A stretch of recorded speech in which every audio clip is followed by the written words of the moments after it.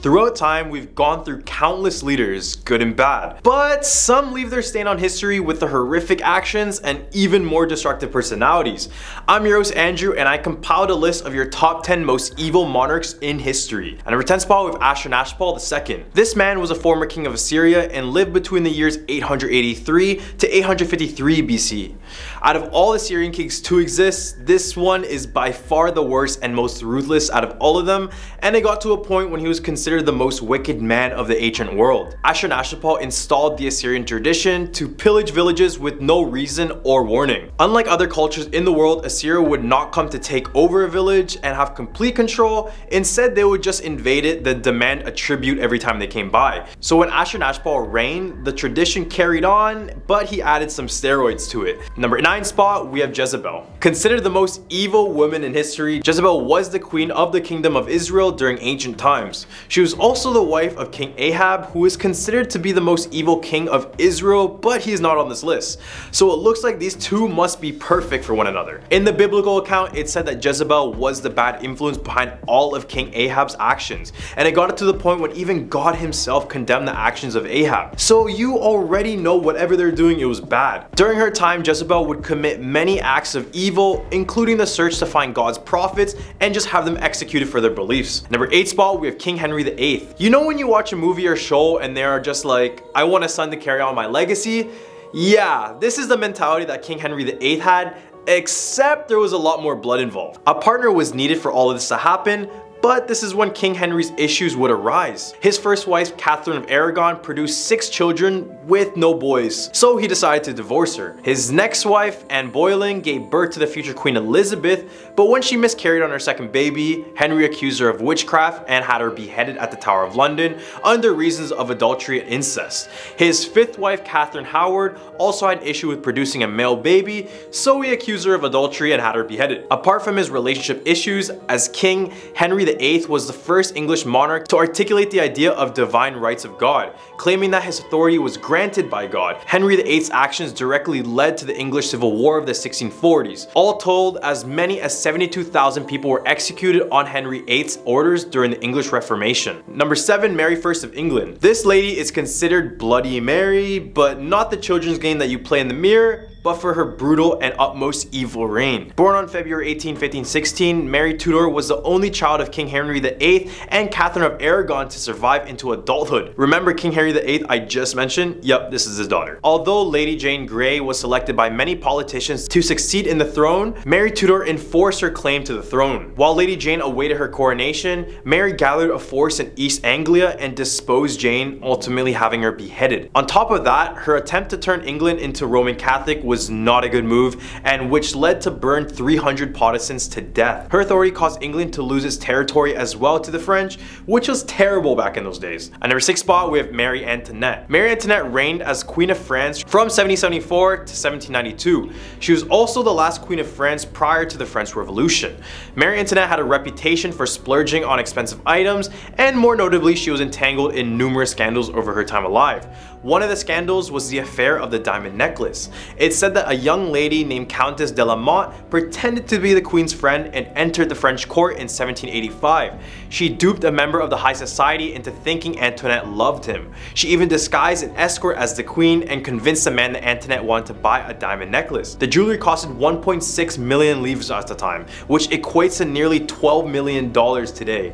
However, she is probably best known for her famous dialogue to her French subjects when they couldn't afford bread. She would go on to say, quote, "Let them eat cake," which only fueled the fire for the French Revolution, leading to her beheading. In the Humber list, we have King Leopold II of Belgium. Reigning from 1865 to 1909, King Leopold II was the founder and sole owner of the Congo Free State. What this meant was that he created a separate nation from Belgium, which would be completely controlled by himself.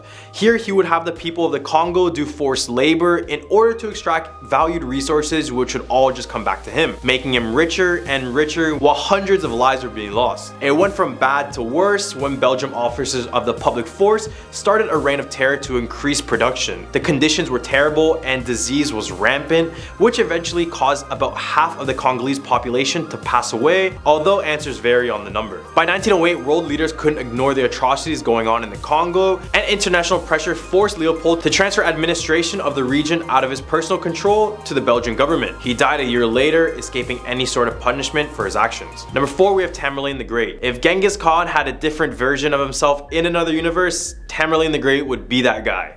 In the 14th century, Tamerlane was basically a land pirate taking parts of the post-destroyed Mongolian Empire all the way to cultured cities of Islam. His ruthlessness and swift action brought many evil men by his side, and eventually he would have one of the strongest armies in the world. Just like Khan, he didn't have reasonable motive other than the fact that he wanted more money and wanted his own personal glory. For example, a Persian city named Isfahan underwent one of the most brutal mass murders in history. During his reign, Tamerlane decided to march his army towards the Persian city. As he approached, the city quickly surrendered, and due to this, Tamerlane decided to save them from any sort of executions. Instead, he hired a bunch of soldiers to collect taxes from every house in the city. Eventually, some of the citizens decided to protest against these taxes, but the troops didn't take this lightly. They got into a bout, leaving all of Tamerlane's 3,000 men dead. Shocked by the act, Tamerlane took swift action and decided to order an execution of every living thing in the city, including women, children, and even animals. It said that 70,000 to 100,000 lives were lost, and the remains were left on large pyramids scattered across the city. At number 3 spot, we have Emperor Caligula. This guy was definitely the craziest Roman Empire I've ever read about. If you had a bloodthirsty tyrant and a sexual deviant, you would probably have Emperor Caligula. After being born in the year 12, he would go on to become Roman Emperor from 37 to 41 CE. When he first took authority, it was noticeable that something was terribly wrong about him. Caligula had incestual relationships with his 3 sisters and engaged in plenty of intimate group sessions during his reign. On top of that, he forced senators to bring their wives and their daughters to the palace, where he would convince them to do very inappropriate things with him and others in authority. Then, to become a full menace, Caligula would brag about his sexual performances right in front of the husbands of the women he slept with. This guy was a player, menace, and ladies' man all in one. In a pursuit for wealth, he would stage trials of innocent people in order to confiscate their estates, while he gained large quantities of money and luxuries for himself. Eventually, things started to go bad, and I mean bad. However, the last straw was after famine and bankruptcy hit. It was here where he planned to move to Egypt to live as a sun god. This eventually triggered his murder in January 41 AD. Number 2, Vlad the Impaler. First of all, he is responsible for the deaths of around 80,000 people, but historians push that number above 100,000 people. Out of all these people, he apparently impaled 20,000 of them. No wonder he got the name. Many people have him as an inspiration for Dracula for his bloodthirsty ways. For example, after his family passed away, he decided to hold a banquet and invite hundreds of members of his rival families. So when he had them all over, he had them all stabbed and their still twitching bodies were impaled on spikes. Another time, when he retreated from a battle, he ordered 20,000 defeated Ottomans to be impaled on wooden stakes. This was such a horrifying sight that when the Sultan Mehmed II saw the lines of bodies, he quickly retreated back to Constantinople. Regardless of his bloodthirsty motives, he remains a national hero in Romania. His victorious campaigns against Ottoman forces, which protected both Wallachia and Europe, has won him praise as a military leader. So good or bad, he did kill a lot of people, but then again, they were brutally impaled. At number 1 spot, we have Queen Ranavalova. I had to save up one of the most murderous leaders for last, so introducing the former Queen of Madagascar, Ranavalova I. She reigned for a total of 33 years from 1828 to 1862, and let me tell you, not one of those years was a good year in Madagascar. Ranavalova was a very anxious and paranoid person in general, and when you're in a position that high with that much paranoia, chances are you think someone is plotting your demise. So what did this queen do? She would test her subjects by trial by ordeal, which consisted of giving a person tangina poison, which came from one of Madagascar's native trees. After, she would feed them 3 pieces of chicken skin, and only if the person had vomited all 3 pieces would they be considered innocent. This would mean that if anyone had only vomited 1 or 2 pieces, or even passed away, they would be considered guilty. You would think this trial would be uncommon and made for those who truly deserved it, But no,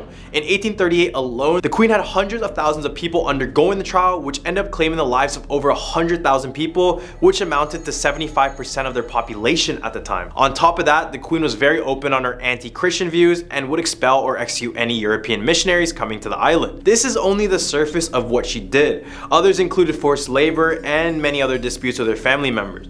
But maybe that's for a full video. I don't know, let us know in the comments. Well, that is all on the top 10 most evil monarchs in history. What do you guys think about this list? I'm your host Andrew, and we'll catch you guys on the next one.